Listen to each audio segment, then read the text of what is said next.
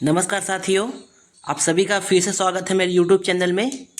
आज की इस वीडियो में हम लोग डिस्कस करने जा रहे हैं सीजी टेट 2024 का जो एग्ज़ाम कल हुआ है उसके पेपर 2 का पार्ट नंबर हिंदी। कौन सा पार्ट नंबर 2? कौन सा है हमारा? हिंदी। ठीक है, तो हम लोग इससे पहले वाली वीडियो में किसका डिस्कस किए थे? सीडीपी का डिस्कस किए थे। और इस वीडियो में हम लोग देखेंगे पार्ट 2 मतलब हिंदी वाले पोर्शन को। ठीक है, तो चलिए फिर वीडियो स्टार्ट करते हैं। पहला प्रश्न दिया गया है, व्यंजनों को उच्चारण के विभिन्न अवयवों से सुमेलित कीजिए। इसमें आप लोगों को कंठ से जो वर्ण उच्चारण होता है उसको, तालव्य से उच्चारण होता है उसको, दंत से उच्चारण होता है उसको, और दंतोष्ठ से उच्चारण होता है उस वर्णों का आप लोगों को सही जोड़ी मिलाना है या फिर सही मिलान करना है। ठीक है, तो इसको बनाने के लिए आपको, अगर आप लोग अगर कंठ वाले भी वर्णों को जान रहे हो तो वहाँ से आप लोग इसको बना सकते हो। जैसे कि कंठ से क्या होता है, आपका क ख ग वाला जो वर्ण है वह होता है। ठीक, तो पहला ही मिला लो। तो ए का क्या रहा है हमारा? ए का देखेंगे तो तीसरे नंबर में आ रहा है, मतलब ग क ख। ग जो है किससे उच्चारित किया जाता है? कर्ण से उच्चारित किया जाता है। ठीक, तो आप अगर इसी को बस मिला लोगे तो आपका ये क्वेश्चन जो है सॉल्व हो जाएगा। तो देख लो ए का तीसरा किस ऑप्शन में दिया गया है। तो ए का तीसरा किस ऑप्शन में दिया गया है? तो ऑप्शन नंबर बी में दिया गया है। तो यहीं से आपका ये प्रश्न सॉल्व हो जाएगा। तो सही आंसर निकल कर आएगा ऑप्शन नंबर बी। अगला प्रश्न दिया है, लिंग के संबंध में उपयुक्त विकल्प का चयन कीजिए। पहला कथन दिया है, यह संज्ञा का वह रूप है जिससे किसी वस्तु अथवा पदार्थ की पुरुष या स्त्री जाति का बोध होता है। तो बिल्कुल सही बात है, स्त्रीलिंग और पुरुषलिंग ऐसा यूज किया जाता है जिससे हमको पुरुष है या स्त्री है उसके बारे में जानकारी मिल जाती है। दूसरा कथन है, पुरुष जाति की बोध वाली संज्ञा पुल्लिंग तथा स्त्री जाति के बोध वाली संज्ञा स्त्रीलिंग कहलाती है। ये भी बिल्कुल सही है, पुरुष वाले को पुल्लिंग बोलते हैं और स्त्री की जो पहचान कराता है उसको स्त्रीलिंग बोलते हैं। तो ये भी बिल्कुल सही है। ऑप्शन नंबर कथन नंबर 3 है, जड़ जाति हेतु संस्कृत व्याकरण में वाचक शब्द नपुंसक लिंग है। तो बिल्कुल सही है, जड़ जाति के लिए संस्कृत में क्या है, एक नपुंसक लिंग का प्रयोग किया जाता है। तो ये भी आपका सही है। चौथा कथन है, अंग्रेजी मराठी संस्कृत की ही तरह हिंदी में भी 3 लिंग माने गए हैं। तो यह बिल्कुल गलत कथन है, क्योंकि हिंदी में सिर्फ स्त्रीलिंग, पुल्लिंग और स्त्रीलिंग ही है। तो आप का कथन नंबर 4 गलत हो रहा है। तो इस हिसाब से अगर देखिए तुम्हारा आंसर कौन सा बन के आ रहा है? ऑप्शन नंबर सी, 1, 2 और 3 कथन सही है। तो सही आंसर निकल के आया ऑप्शन नंबर सी। अगला प्रश्न है, किसी विकल्प के सभी शब्द स्वर संधि क्या है, इसको आपको सब बताना है। ठीक, इसके लिए आपके ऑप्शन 1 में देखो तो उल्लास, तो ये उल्लास स्वर संधि के अंदर नहीं आता। इत्यादि भी नहीं आता है, निरोग भी नहीं आ रहा। लेकिन देखो आपका ऑप्शन नंबर डी में स्वल्प भी स्वर संधि के अंतर्गत है, विद्यार्थी भी स्वर संधि के अंतर्गत है, और नाविक भी स्वर संधि के अंतर्गत है। तो सही आंसर निकल के आएगा कौन सा? Option number D. अगला प्रश्न है, अनुदित का संधि विच्छेद क्या होगा? तो इसका सही आंसर निकल गया ऑप्शन नंबर ए, अनुधन उदित हो जाएगा आपका क्या जी? अनुदित। इसमें क्या ये वाला लगता है नियम, उ धन उ बराबर, इसमें क्या हो जाता है? बड़ा उ होता है। ठीक, तो यही वाला इसमें फार्मूला लगेगा।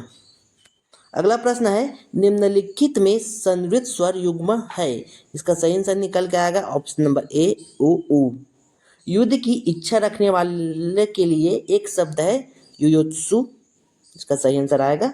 मिट्टी का तत्सम शब्द है मृतिका, ऑप्शन नंबर सी। हिंदी में आगत विदेशी शब्दों को उनके मूल भाषा से सुमेलित कीजिए। तो इसको आप लोग ऑप्शन नंबर ए से ही बना सकते हो, क्योंकि देखो ऑप्शन नंबर ए में क्या होगा?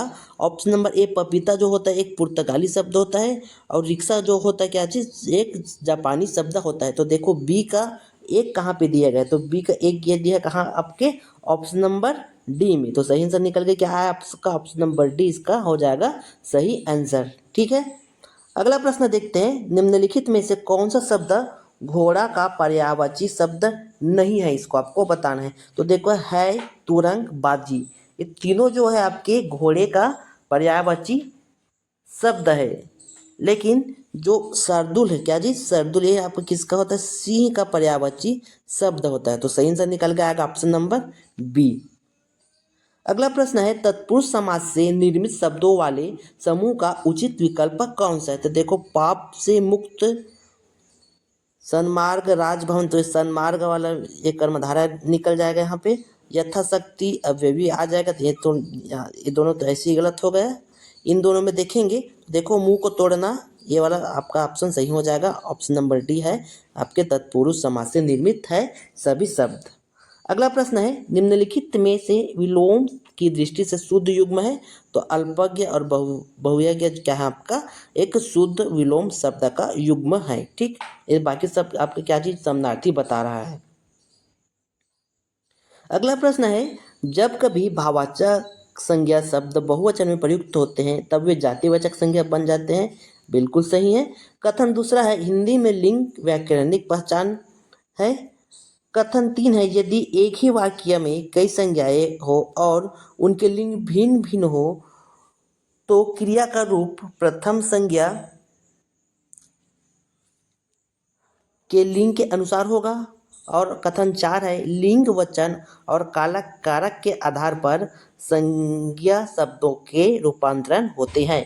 तो अगर इसका सही आंसर देखेंगे तो इसका सही आंसर निकल के आएगा ऑप्शन नंबर सी। कौन सा आपका ऑप्शन नंबर कथन नंबर 1 सही है, कथन नंबर 3 सही है और कथन नंबर 4 सही है, क्योंकि देख लिंग जो है वैज्ञानिक पहचान नहीं करता है। ठीक, तो 2 तो गलत हो रहा है, तो सही आंसर क्या है निकल के हमारा ऑप्शन नंबर सी 1, 3 और 4।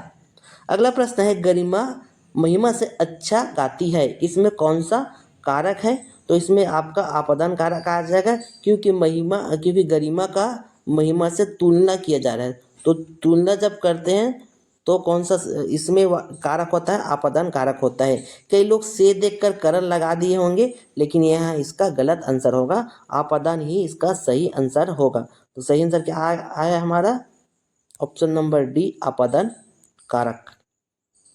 अगला प्रश्न है वक्ता, श्रोता अथवा किसी अन्य व्यक्ति के लिए प्रयुक्त होने वाले सर्वनाम शब्द किस भेद के रूप में जाना जाता है। तो संबंध तो नहीं आएगा, निजवाचक में स्वयं के लिए यूज करते हैं, निश्चय एक निश्चित चीज को बताने के लिए करते हैं। तो देखो वक्ता, श्रोता, जो बोल रहा है वो श्रोता और किसी अन्य व्यक्ति भी प्रथम पुरुष, मध्यम पुरुष, अन्य पुरुष वाला इसमें नियम लगेगा। तो सही आंसर आगे आपका पुरुषवाचक सर्वनाम।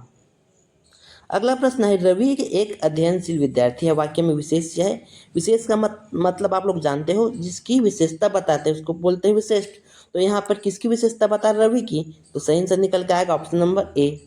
अगला प्रश्न है कुशाग्र विद्यार्थी से प्रश्न पूछो में विशेषण है। विशेषण मतलब क्या, जो किसी की विशेषता बता रहे होता है। यहाँ पर विद्यार्थी की विशेषता बता रहे, विद्यार्थी क्या कुशाग्र है, तो सही आंसर आ जाएगा ऑप्शन नंबर सी।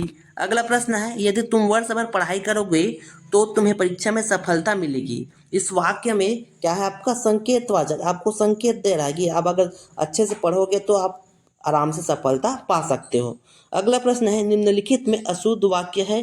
तो अशुद्ध वाक्य ऑप्शन नंबर कौन सा डी, अतिथि के लिए एक गुलाब की माला की व्यवस्था होनी चाहिए। बल्कि यहाँ पर क्या हो सकता है, अतिथि के लिए गुलाब की एक माला की व्यवस्था होनी चाहिए। ठीक, यहाँ पर गुलाब पहले आ जाएगा, एक उसके बाद आ जाएगा। ठीक, तो माला के बारे में बताएंगे, एक माला या 2 माला करके, एक गुलाब की माला ऐसे नहीं बोलेंगे, क्योंकि कई गुलाब करके भी हम यहाँ पर माला बना सकते हैं। तो सही आंसर निकल गया ऑप्शन नंबर डी। अगला प्रश्न है निम्नलिखित में से किस विराम चिन्ह का नाम उसके चिन्ह से सुमेलित नहीं है। तो सही आंसर है ऑप्शन नंबर सी, कौन सा, हंसपद या फिर त्रुटि पूर्वक। क्योंकि जो ऐसा वाला होता है ना जी, इस बीच में हम लोग भूल जाते हैं तो उसको लिखते हैं ना ऐसा कोलन लगा कि इसको बोलते हैं हंसपद या फिर त्रुटिपूर्वक चिन्ह। तो ये ऑप्शन आपका गलत है। तो सही आंसर निकल गया ऑप्शन नंबर सी। द्वंद्व तथा तत्पुरुष समास में प्रायः किस विराम चिन्ह का उपयोग करते हैं। तो योजक चिन्ह का उपयोग करते हैं, ये वाला। ठीक, अगला प्रश्न है का बरखा जब कृषि सुखाने लोकोक्ति का सही अर्थ है। इसका सही आंसर होगा ऑप्शन नंबर डी, काम बिगाड़ने पर सहायता व्यर्थ होती है। ठीक, अगला प्रश्न है किस लोकोक्ति का भावार्थ सुमेलित नहीं है। न रहेगा बांस न बजेगी बांसुरी, समस्या को जड़ से खत्म करना सही है।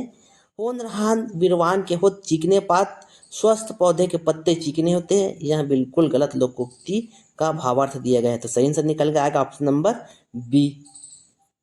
अगला प्रश्न है खेत रहना मुहावरे का सही अर्थ है युद्ध में मारे जाना। एकदम आसान प्रश्न था। विदेशी भाषा का विद्यार्थी होना बुरा नहीं है, पर अपनी भाषा सर्वोपरि है, महात्मा गांधी ने कहा था। उपरोक्त कथन में आलोक में कौन सी बात असत्य है? तो यहाँ पर असत्य बात है ऑप्शन नंबर सी कि विद्यार्थी को विदेशी भाषा में नहीं पढ़ाना चाहिए, ऐसा इसका भावार्थ नहीं आ रहा है। मतलब इसमें क्या बोला जा रहा है कि विदेशी भाषा का विद्यार्थी होना बुरा है, विदेशी भाषा को बुरा नहीं कहा गया है और अपनी भाषा को सर्वोपरि बताया गया है। तो बाकी तीन तो इसके अंतर्गत है, लेकिन ऑप्शन नंबर सी बिल्कुल नेगेटिव है, इसके अंतर्गत बिल्कुल नहीं आ रहा। तो सही आंसर ऑप्शन नंबर सी।